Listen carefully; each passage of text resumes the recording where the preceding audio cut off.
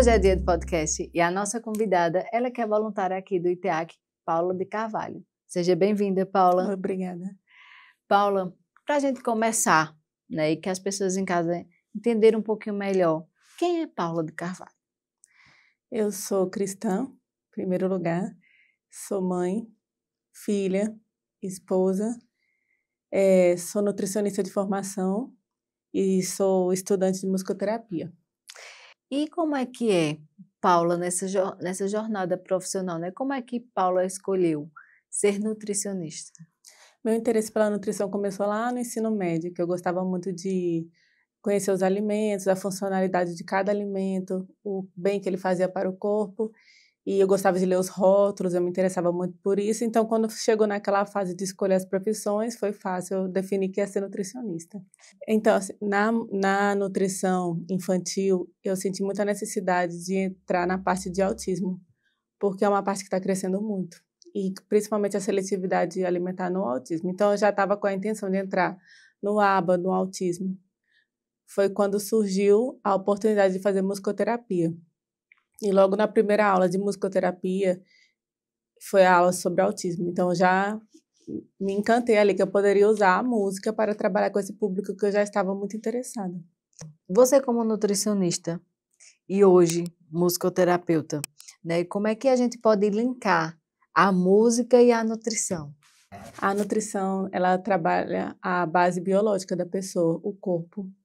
E isso interfere muito também na mente, no emocional. E a musicoterapia vai trabalhar também essa parte cognitiva, emocional. Então, é como se fosse um ser completo, uma visão completa do ser humano, da criança em especial, que é meu foco. E dentro das suas experiências, né, tanto da nutrição quanto hoje nessa área de musicoterapia com essas crianças, como é que tu está conseguindo ver esses avanços assim? As crianças autistas, eles têm muita seletividade e tem muita questão sensorial. E isso, uma está ali interligada na outra, né? Então, eu sempre que posso, como nutricionista, eu sempre pergunto o que come, pergunto para os pais, quando eu faço anamnese, e na sessão eu sempre estou puxando uma canção que fale, você come feijão? Aí a criança às vezes faz uma careta, às vezes faz uma carinha feliz, e aí a gente vai trabalhando a importância. Podemos trabalhar com texturas também, para a questão sensorial. E eu também vejo que você gosta muito dessa parte de voluntariado, né? Como é que é esse teu olhar mesmo voltado à questão do voluntariado?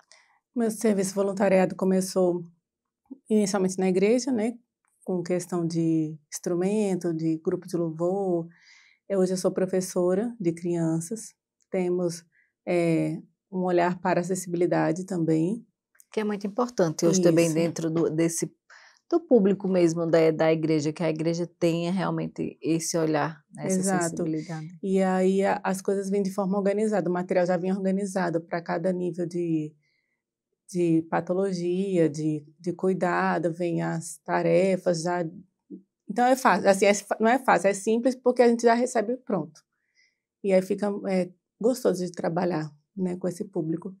Quando eu era jovem, minha mãe trabalhou no terceiro setor por muito tempo e eu tive a oportunidade de crescer nesse meio. Então foi muito gostoso, foi muito bom. E quando eu vim para o ITEAC, eu me senti realizada, como se eu estivesse voltando no tempo um pouco com esse trabalho, que é tão gratificante.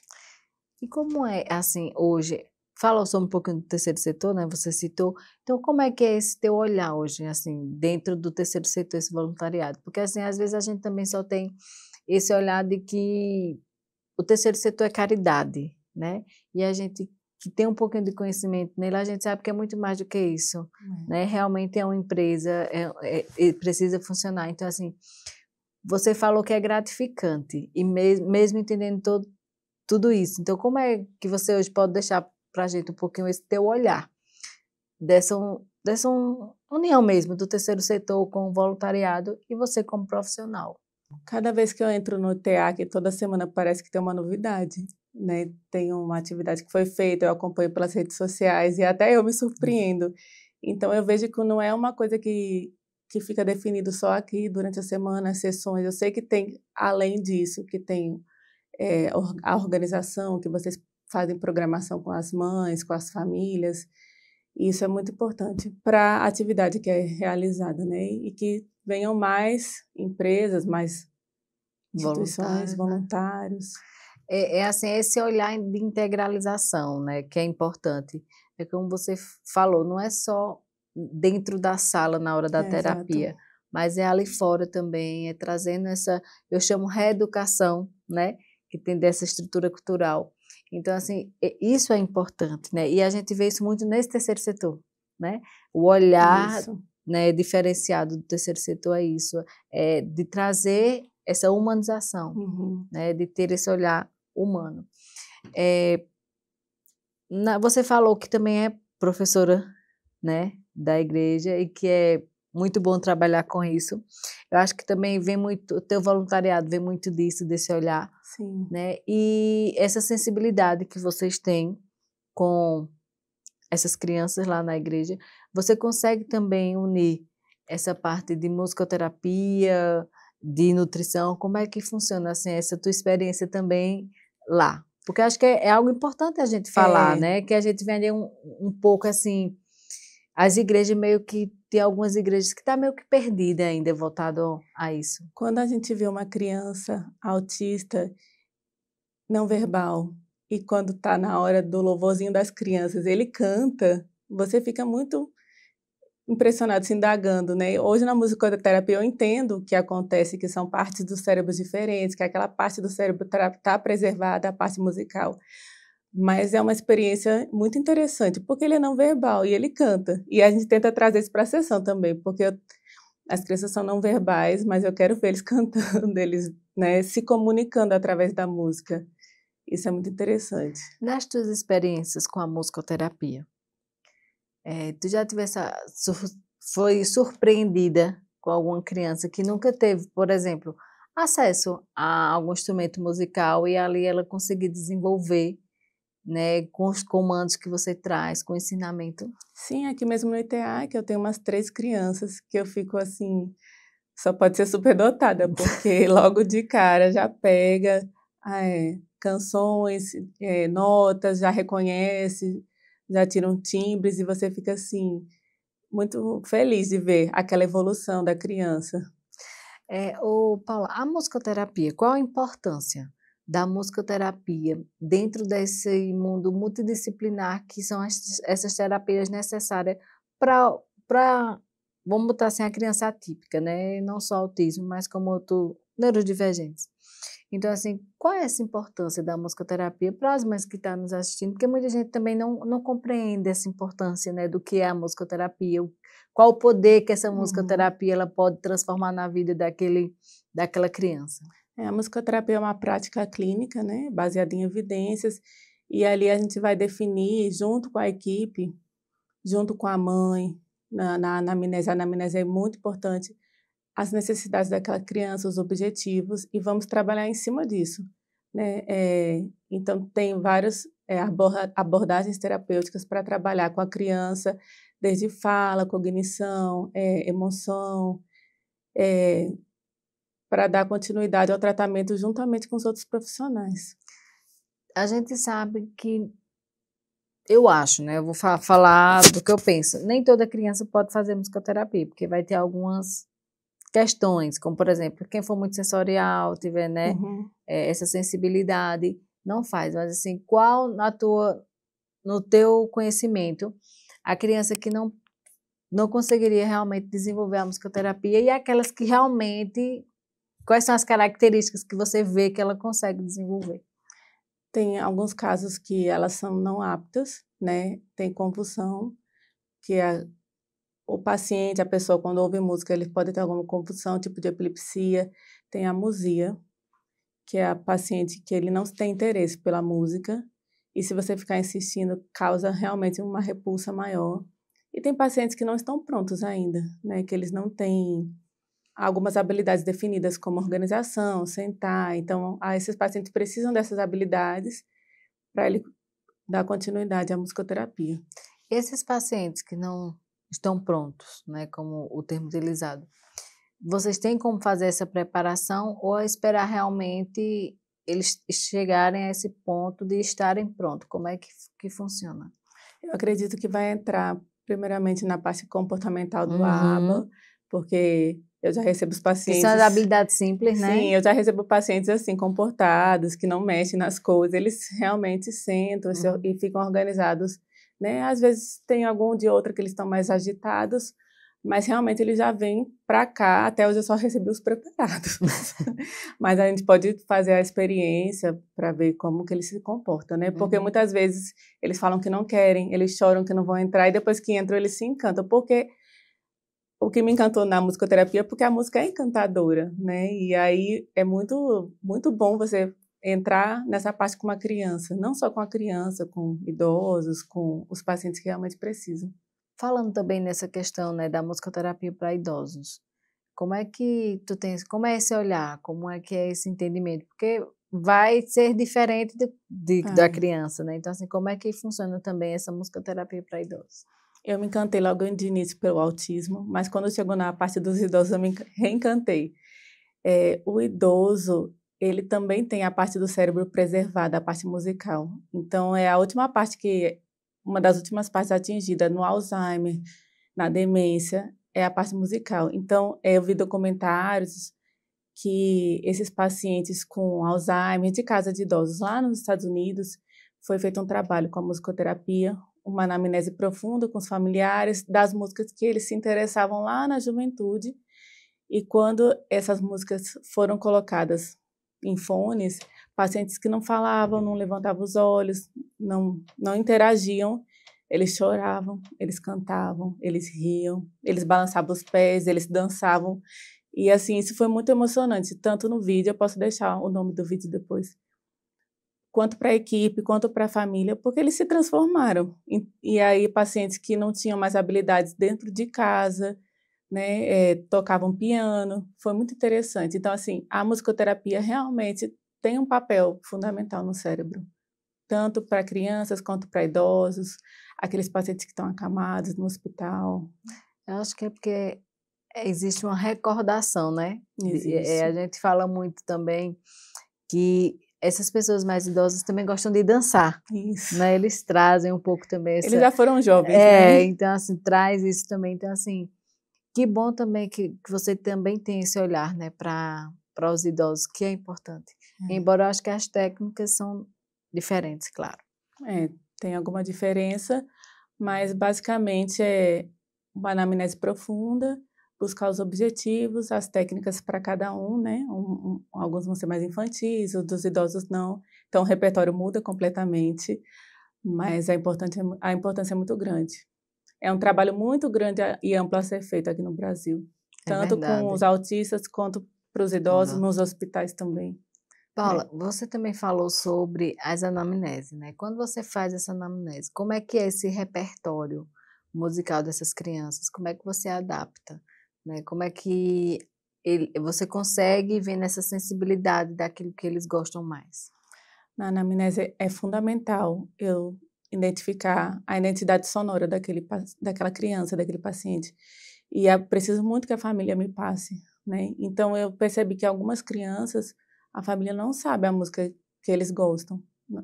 E aí eu pergunto para a própria criança ou para o próprio adolescente, ele também não sabe. Então eu percebo que hoje em dia a música não está sendo muito consumida, como era na minha época, não sei na sua, mas que eu cresci no mundo dos CDs, das fitas, dos discos, e era uma alegria você poder abrir um CD, colocar e olhar ali a letra, né, trocar o CD, aquilo era uma diversão. Então essa geração não tem essa vivência muito com música, porque ouve ali no aplicativo, no YouTube, logo já trocam, botam um vídeo, então é tudo muito dinâmico, muito rápido.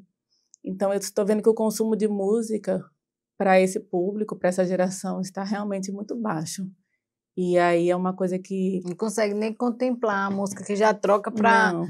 para outra, né? Inclusive, eu estou muito interessada em comprar um equipamento com CD, com disco, com fita, porque eu tenho esse material em casa para minha filha poder vivenciar o que a gente viveu.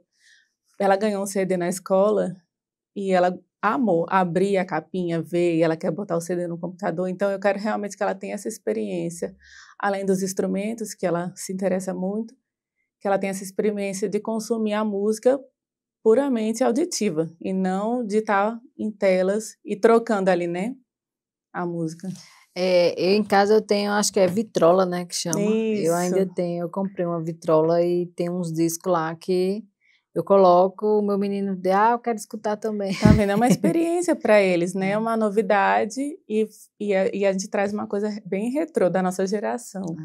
é. Eu acho que isso é muito importante.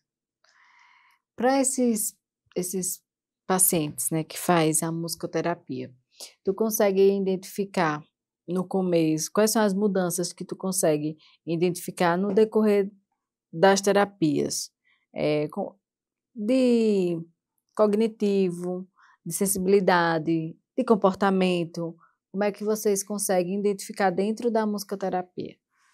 É feito um planejamento terapêutico com os objetivos gerais e específicos, é feita a intervenção e pode durar 1 mês, 2 meses, a depender do profissional, e logo após é feita uma avaliação Uhum. para ver se ele está respondendo realmente. E aqui no ETH eu tenho tido a felicidade de ver acontecer muita coisa, né, e de ver acontecer dos pacientes responderem, de pacientes que não têm muita interação nem motora, de ter o interesse de pegar, de ter o interesse de tocar, e aí eu posso falar: "Olha, você está tocando", e ver a felicidade que ele estava tocando, né. E quando esse paciente não verbal não gosta, ele faz a expressão que não está gostando e a gente já reconhece isso, já troca Uhum. ali o repertório, já toca outra coisa. E aí é muito gratificante você ver, as respostas, a resposta de cada criança, cada paciente, porque não são todos crianças, né, tem os adolescentes, tem É. até adulto. Mas realmente é tudo muito planejado, não é nada feito aleatoriamente, tem essa E realmente organização. assim, individualizado, né. Isso, Cada um vai ser trabalhado de uma forma diferente dentro daquilo ali que talvez eles gostem, dominem e necessite, né. é. E tem que ter sempre uma carta na manga, né, porque às vezes a gente pensa se planeja tanto, e ele não interagiu naquele dia, e a gente já muda a carta da manga. E isso a gente leva até para o nosso dia a dia, a gente já termina uma sessão pensando: "Na próxima eu vou trazer tal coisa, porque ele gostou, porque ele respondeu muito bem", e a gente já fica pensando em casa também, nas próximas sessões, qual vai ser o planejamento de cada um. É bem interessante. Com o tempo que você está aqui no voluntariado da musicoterapia, quais, assim, a experiência que você teve, assim, que para você foi um grande aprendizado também? É. Nós temos uma criança que ele tem um hiperfoco em um certo tipo de música e ele só aceita esse tipo de música. E aí a gente começa a sessão com esse repertório para quebrar o gelo, para ele se descontrair, e depois a gente vai acrescentando outras coisas. E é muito gratificante ver ele aceitando, porque no começo foi uma resistência grande dele, e ele vai aceitando outros repertórios, ele vai aceitando pegar um instrumento, aprendendo alguma notinha, assim, de acordo com a capacidade dele, né. E aí, realmente, o objetivo dele nosso é ampliar esse repertório dele. Então, sempre a gente começa com o que ele gosta e depois a gente vai modificando e ele vai aceitando. E isso para a gente já é uma vitória Sim, e uma e uma experiência, né. experiência. Paula, qual a mensagem ou dica que você pode deixar, né, para as mães, para as famílias que estão nos assistindo? A música, ela é um canal de comunicação, como se fosse uma ponte. Antes mesmo das palavras, a música ela abre esse caminho. Então, que tenha um olhar realmente para a sua criança e tente integrar a música no dia a dia, né. Às vezes numa birra, num choro, a criança está muito agitada, você tenta ali igualar ele cantando uma música, a música do banho, a música da comida, e às vezes a criança para prestar atenção naquilo. E você recria uma música sobre "Olha como o João é bonito", e eles realmente se interessam quando colocam o nome dele na música. Então, assim, muitas vezes, a forma de comunicação não são só as palavras, as frases. A música também é uma forma de amar, de comunicação. Quando a criança ouve um cuidador cantando, ele sente que aquela pessoa está interessada nele, que está cuidando realmente dele. E muitas vezes eles querem participar. E aí você vai conseguindo regular aquela criança, vai conseguindo trazê-la mais para si. Por vezes a música consegue estabelecer uma rotina. E parece uma coisa simples, mas é um aliado muito importante.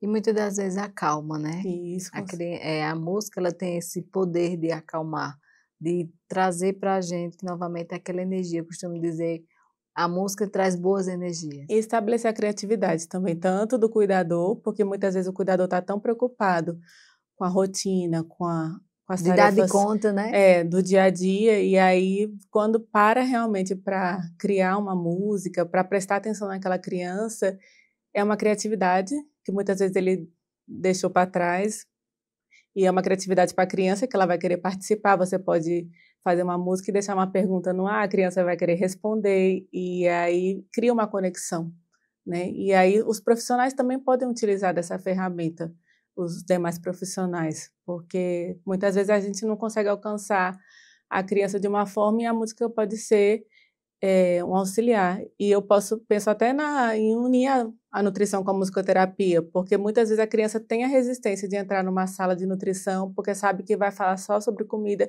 que ele não está interessado, porque é um seletivo muito grave, e eu posso unir a música, né, para poder quebrar aquela barreira, para poder entrar nessa área.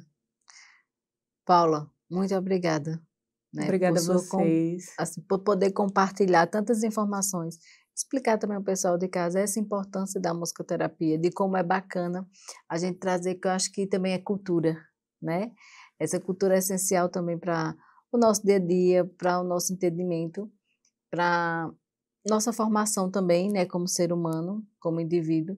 Então, assim, muito obrigada por ter aceito o nosso convite, muito obrigada por fazer parte também aqui do É ITEAC, um né, privilégio. Obrigada a vocês. nesse campo de voluntariado, que eu sei que para você é muito importante, assim Isso. como para o ITEAC. E é disso que a sociedade precisa, é disso que as mães atípicas precisam, as famílias atípicas precisam, e que o ITEAC precisa também.